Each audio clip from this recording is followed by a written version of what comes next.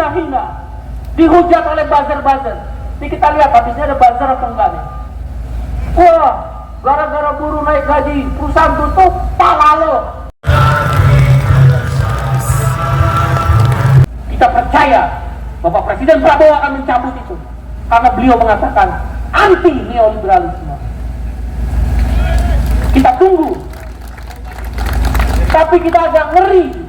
Menteri ekonominya 17 menteri ekonominya termasuk di dalamnya orang-orang lama. Menko Perekonomian itu yang menyetujui Omnibus Law. Menteri SDM itu yang menyetujui Omnibus Law. Menteri Keuangan itu yang menyetujui Omnibus Law. Apa mungkin Omnibus Law dihapus? Padahal Omnibus Law adalah neoliberalisme.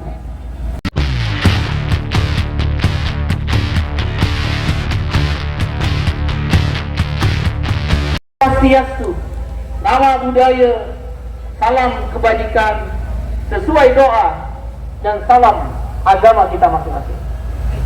Kawan-kawan buruh, saya mau tanya pada kawan-kawan, masih semangat? Masih semangat? Saudara, hari ini adalah aksi awalan.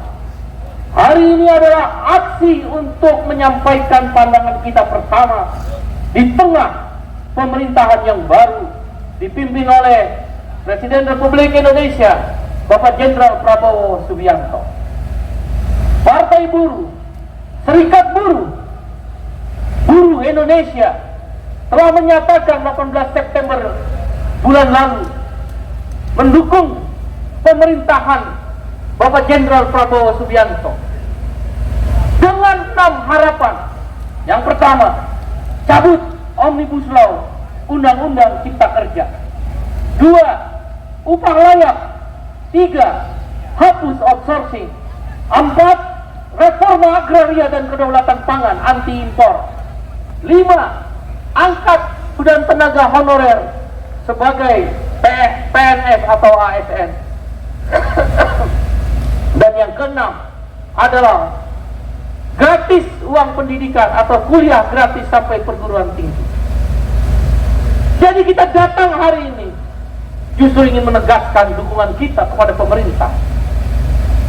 Saya ingin mengutip apa yang disampaikan Bapak Presiden Prabowo Subianto dalam pidato kenegaraan pelantikan Presiden Republik Indonesia di MPR 20 Oktober 2024. Dan yang disampaikan pidato di Kebangkitan Kelas Pekerja 18 September 2024 yang lalu di Istora Senayan.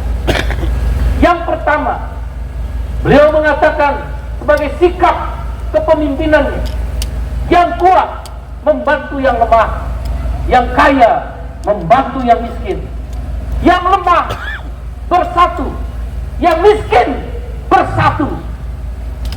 Yang kedua, beliau mengatakan tidak menggunakan ekonomi neoliberal atau neokapitalis, akan menggunakan ekonomi Pancasila dengan 5 sila-silanya selaras dengan kemanusiaan yang adil dan beradab, sila kedua, keadilan sosial bagi seluruh rakyat Indonesia, sila kelima. Dan beliau mengatakan Menteri Kabinet dan birokrasi tidak boleh mempersulit rakyat, termasuk kaum buruh, petani, nelayan, guru dan tenaga honorer, dan kelas pekerja lain. Beliau tidak bersepakat dengan ada gium, kalau bisa mempersulit, kenapa harus dipermudah. Pidato-pidato itu adalah pidato resmi negara, pidato yang tercatat, yang terekam dan didengarkan oleh seluruh rakyat termasuk kaum buruh. Maka tanpa menunggu hitungan detik, pada saat itu semua menteri-menteri kabinetnya termasuk menteri dan wakil menteri tenaga kerja harus berpatokan pada hal itu.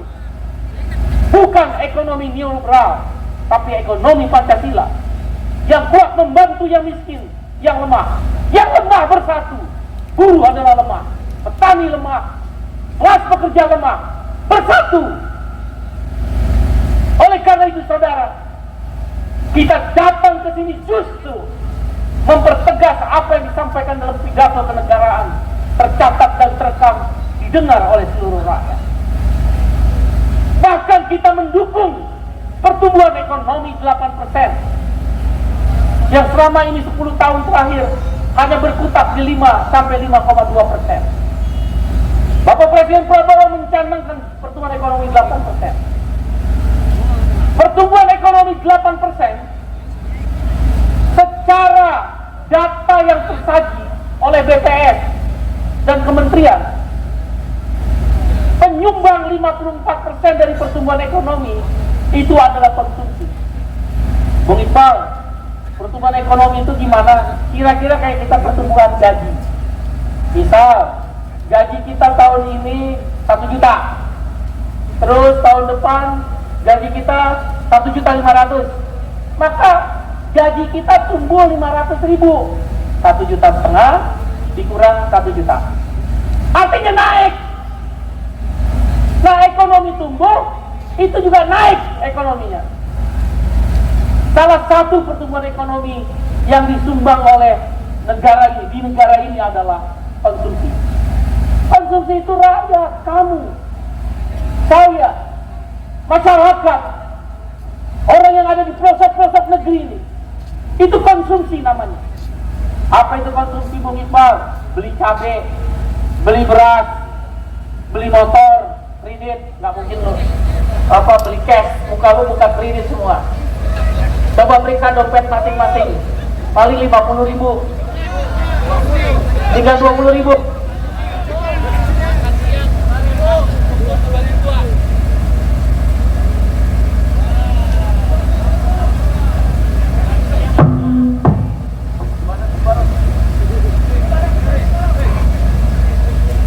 Jadi konsumsi itu, kita terima gaji, kita beli barang dengan harapan barang itu bisa memenuhi kebutuhan kita. Beras, telur, minyak, dan sembako lainnya. Punya rumah, kredit, punya motor, kredit, bisa nyekolahin anak. Itu namanya konsumsi. Sekarang saya mau tanya sama kamu semua. Ada nggak orang mau kerja tapi nggak mau naik gaji? Ada nggak? Kalau begitu, kita naik gaji di bawah inflasi. Gaji mau nggak? Tanya Bapak. Mau potong 80%? Karena upah kita tidak bisa memenuhi kebutuhan. Siapa bilang kamu buruh, petani, rakyat, jurnalis, wartawan naik gaji? Siapa bilang? 2024 naik gajinya 1,58%. Inflasi itu naiknya harga barang. Kenapa gaji perlu naik? Karena mau ngejar kenaikan harga barang. Kalau gaji nggak naik, harga barang nggak bisa kebeli. Biasa bisa beli Indomie 5, karena gaji nggak naik, harga Indomie naik, jadi beli 3. Saya mau tanya sama kamu, tanya itu Menteri Tenaga Kerja dan Wakil Menterinya, kan guru besar tuh, profesor. Apa dia? Enggak, gaji enggak, cara 2000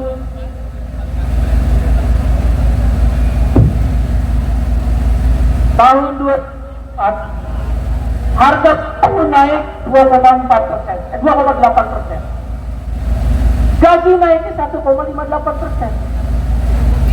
Itu naik. Kita ini aja dibodoh.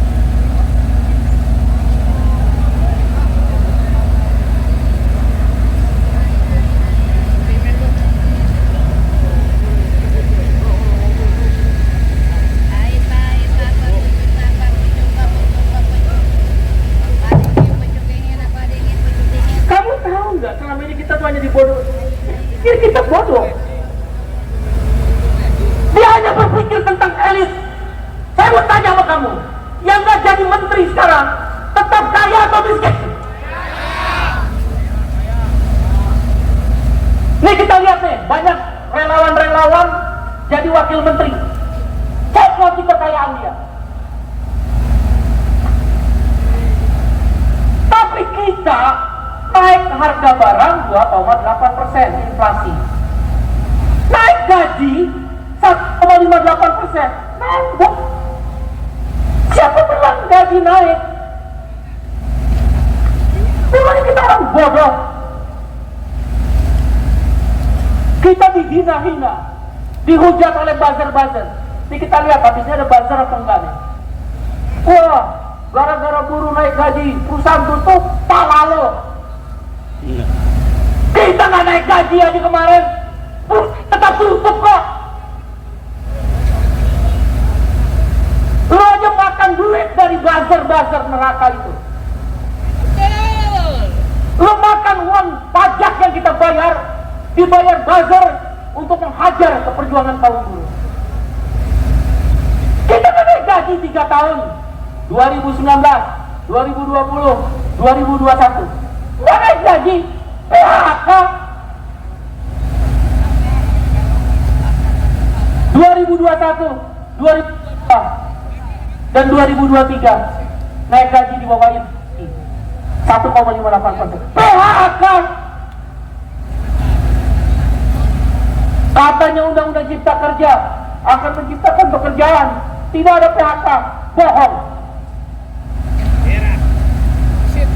Saya mengutip disertasi Dr. Sekjen PDIP Pak Hasto.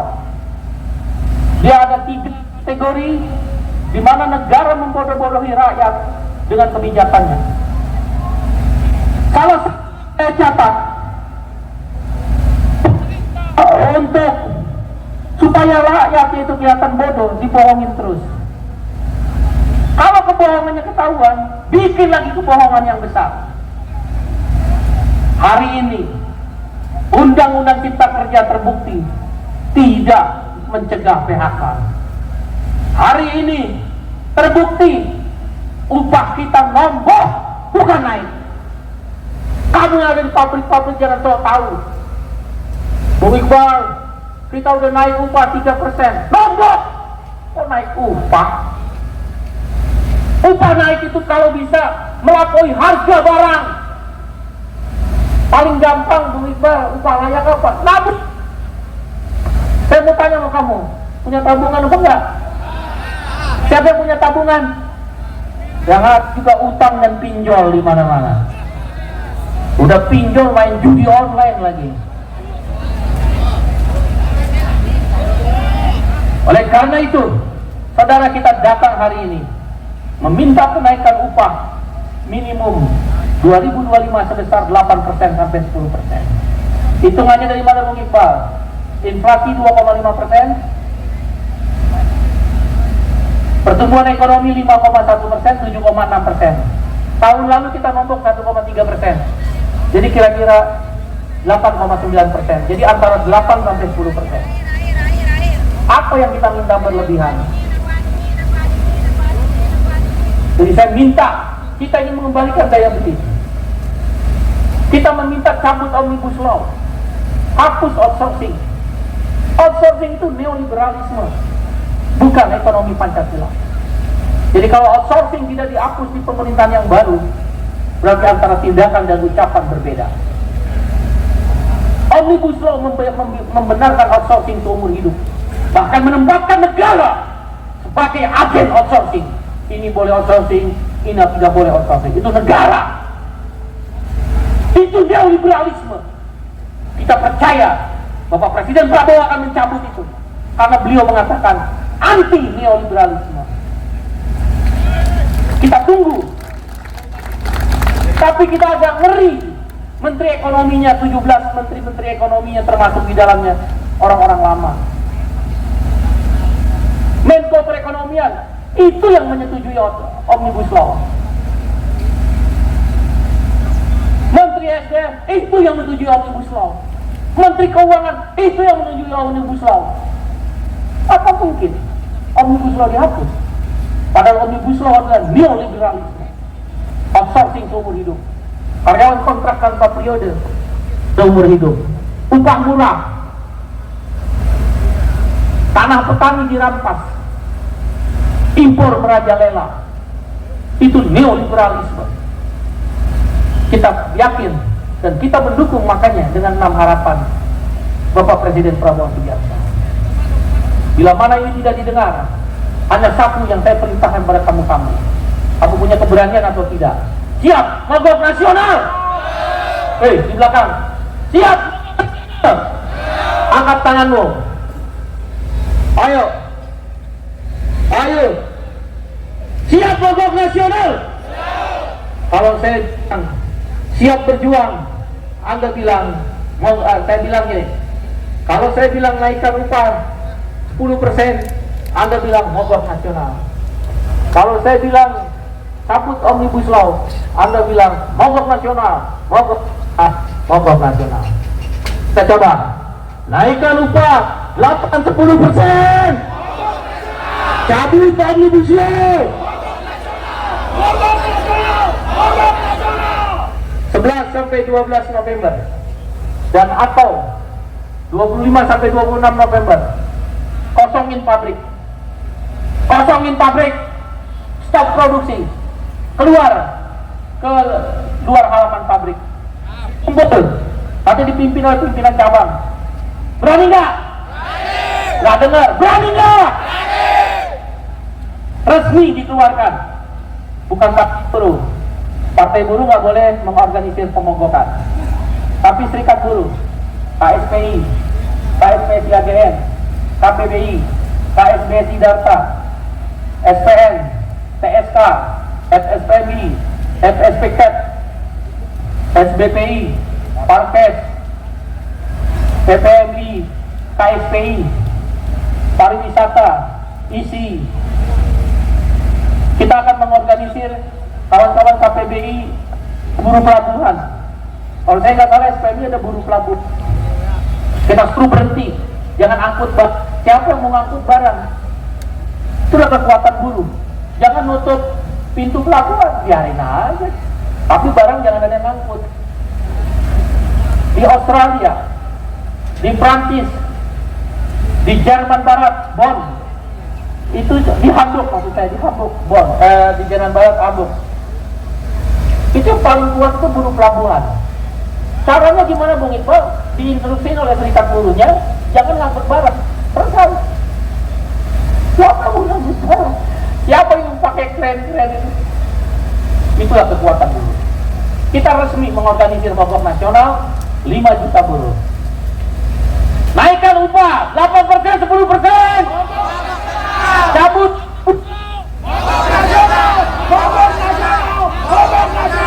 Terima kasih.